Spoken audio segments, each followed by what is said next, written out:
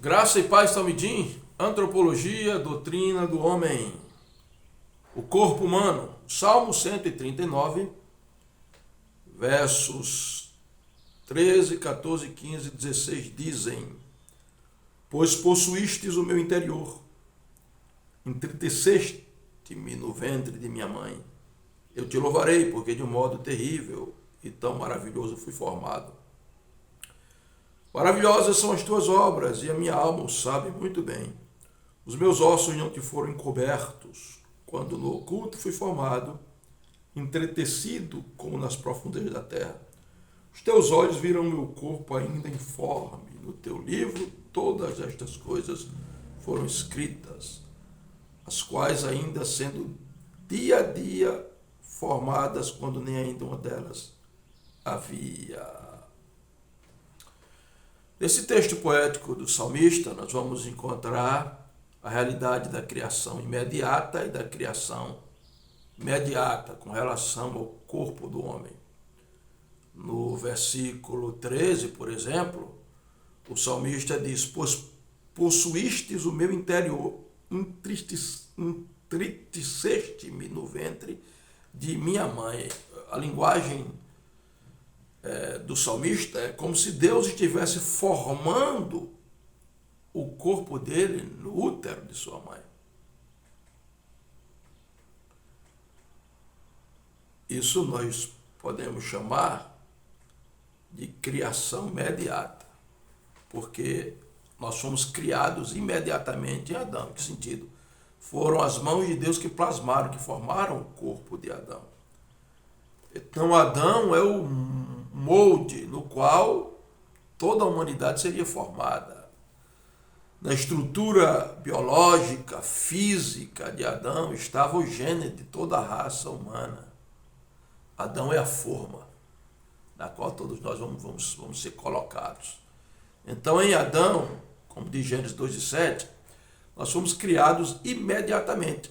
Mas aqui o salmista está dizendo que Deus viu o nosso corpo ainda informe, e a linguagem que ele usa é como se o próprio Deus estivesse trabalhando na criação. Na verdade, Deus está trabalhando mediante os pais, porque é o DNA do pai que é transmitido para o filho, o código genético através da fecundação. Isso nós chamamos criação imediata. Deus, através dos pais, de maneira imediata, cria o corpo do homem. A Bíblia valoriza, sim, o corpo, embora os gnósticos ensinavam que o corpo não tinha valor, porque era matéria, era resultado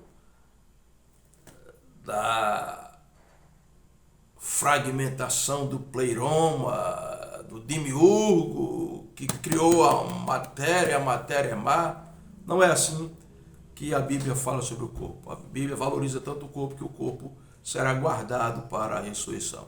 Inclusive, Hebreus 11:40 vai dizer que os remidos não serão aperfeiçoados até a ressurreição. Hebreus 11:40 diz exatamente assim. Todos estes, está falando dos heróis da fé do Antigo Testamento, tendo testemunho pela fé, não alcançaram a promessa da cidade celestial, a promessa da ressurreição, a promessa de ver o Messias materializado. Provendo Deus alguma coisa melhor a nosso respeito. A salvação precisava alcançar nós, da nova aliança, nós, do Novo Testamento, para que eles, os crentes veterotestamentários, sem nós não fossem aperfeiçoados. E quando é que tanto eles quanto nós chegaremos à perfeição? Na ressurreição, quando então teremos um corpo glorioso, semelhante ao de Cristo. Então a Bíblia valoriza o corpo chamando de templo do Espírito Santo.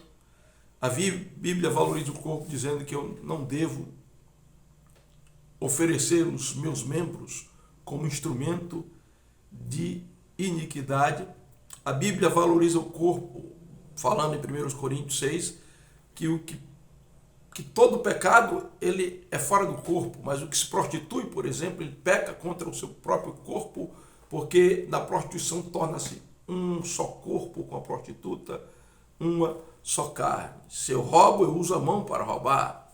Estou pecando com o meu corpo. Se eu minto, eu uso meus lábios para mentir. Estou pecando com o meu corpo. Mas o que se prostitui torna-se um com a prostituta. Então há uma ligação física e espiritual também, a ponto de o corpo ser profanado de uma forma tão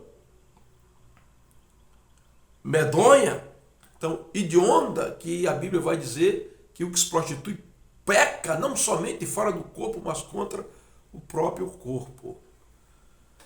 Então, a Bíblia vai falar da dimensão material do corpo, como esse texto que eu li aqui, a criação imediata do corpo, e vai mostrar o valor do corpo. Portanto, a Bíblia diz que nós devemos preservar o nosso vaso, o nosso corpo, em santificação e honra.